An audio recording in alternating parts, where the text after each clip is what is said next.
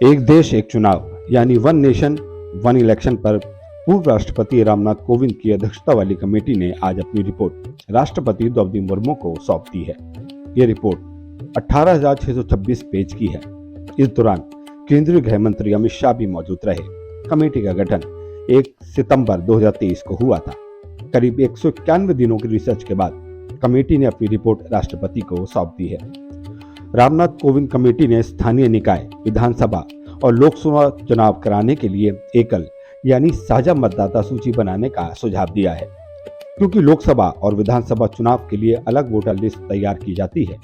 इसके साथ ही समिति ने देश में एक साथ लोकसभा और विधानसभा चुनाव के लिए संविधान में संशोधन की सिफारिश की है। पूर्व राष्ट्रपति कोविंद की अध्यक्षता वाली समिति ने वन नेशन वन इलेक्शन के लिए राष्ट्रपति से संविधान के अंतिम 5 अनुच्छेदों में संशोधन की सिफारिश की है। इन 5 अनुच्छेदों में संसद के सदनों की अवधि में संबंधित अनुच्छेद 83, लोकसभा चुनाव के विघटन से संबंधित अनुच्छेद 85, राज्य विधानमंडलों की अवधि से संबंधित अनुच्छेद 172, राज्य विधानमंडलों के विघटन से संबंधित अनुच्छेद 174 और राज्यों में राष्ट्रपति शासन लगाने से संबंधित अनुच्छेद 356 शामिल है। रिपोर्ट में कहा गया है कि पहले चरण में लोकसभा विधानसभाओं के चुनाव एक साथ कराए जा सकते हैं।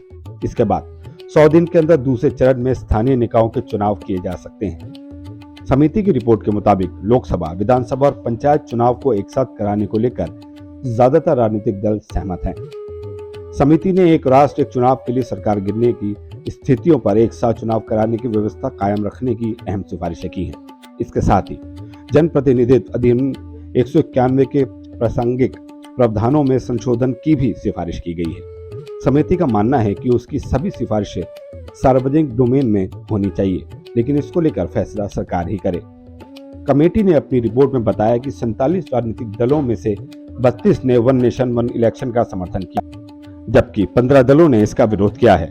समर्थन करने वाले दलों में बीजेपी, एनपीपी, एआईडीएमके और अपना दल जैसी पार्टियां शामिल हैं।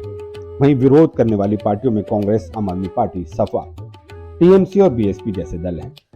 आज के लिए इतनी ज्यादा खबरों के लिए देखते रहिए वी नेशन न्यूज।